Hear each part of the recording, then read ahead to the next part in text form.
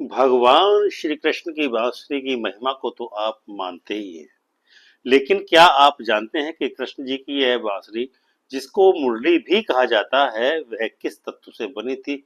कोई इसको अस्थियों से निर्मित बांसुरी बताता है, तो कोई इसको काष्ठ निर्मित बांसुरी बताता है, लेकिन इसकी असलियत क्या है कोई नहीं जानता। आज के इस अंक में हम आपको लीलाधर भगवान श्री कृष्ण की बांसुरी के बारे में शोधपरक जानकारी देने वाले हैं, तो कृपया ध्यान से इस वीडियो को देखते रहिए और चैनल को सब्सक्राइब करके शेयर अवश्य कीजिए।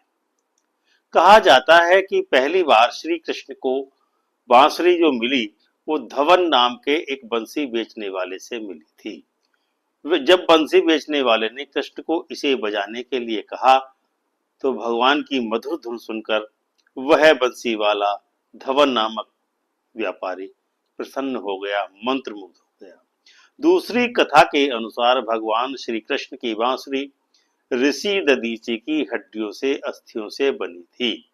पौराणिक कथाओं के मुताबिक जब भगवान श्री कृष्ण का जन्म मथुरा में हुआ, तब सभी देवता देवियां उनको दर्शन करने के लिए मथुरा में पधारी। इसी दौरान भगवान शिव ने ऋषि दधीचि की अस्थियों को घिस करके बांसुरी बनाई और उसे भगवान श्री कृष्ण को भेंट किया। ऋषि दधीचि के बारे में कथा है कि उन्होंने धर्म की रक्षा के लिए अपनी सभी अस्थियां देवताओं को दान कर दी थी। तीसरी कथा के अनुसार प्राचीन समय में जब एक बार सतयुग में द्विज और देवों के मध्य युद्ध हुआ, तो 25 पेखे का एक वृक्ष उत्पन्न हुआ। 25 पेखे के इस वृक्ष का नाम एरंड था। 25 पेखे के उस वृक्ष के 9 पेखों से भगवान विष्णु के सारंगधर धनुष का निर्माण हुआ। 5 पेखे से भगवान श्री राम के कोदंड नामक धनुष का निर्माण हुआ।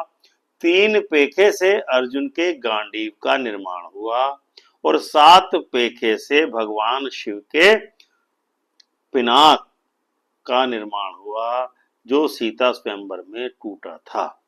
बचे हुए 1 पेखे से भगवान श्री कृष्ण की बांसुरी बनी थी।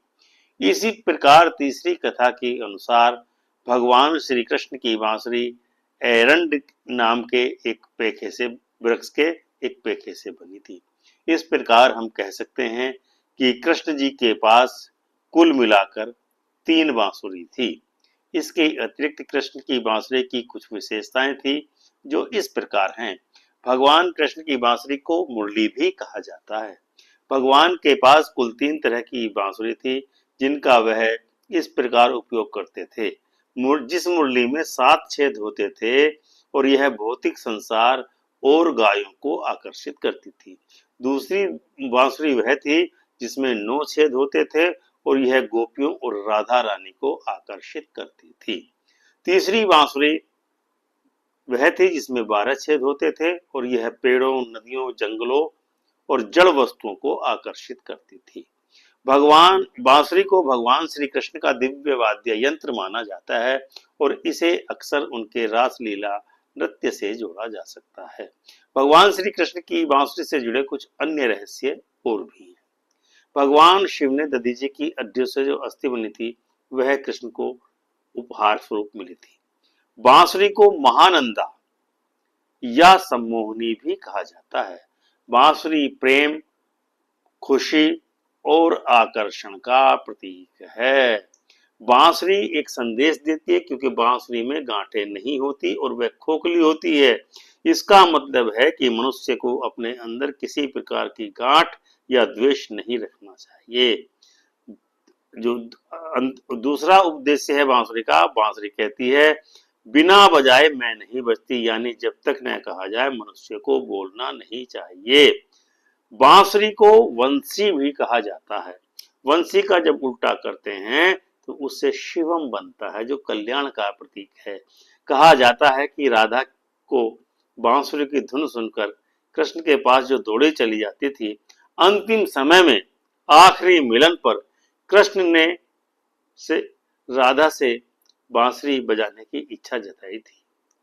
तो राधा के अनुरोध पर राधा के एक अंतिम समय पर भगवान श्री कृष्ण ने बांसुरी बजाई और राधा ने बांसुरी की धुन सुनते सुनते ही अपना शरीर त्याग दिया।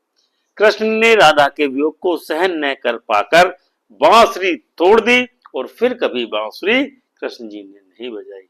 गोपियां कृष्ण को रिझाने के लिए।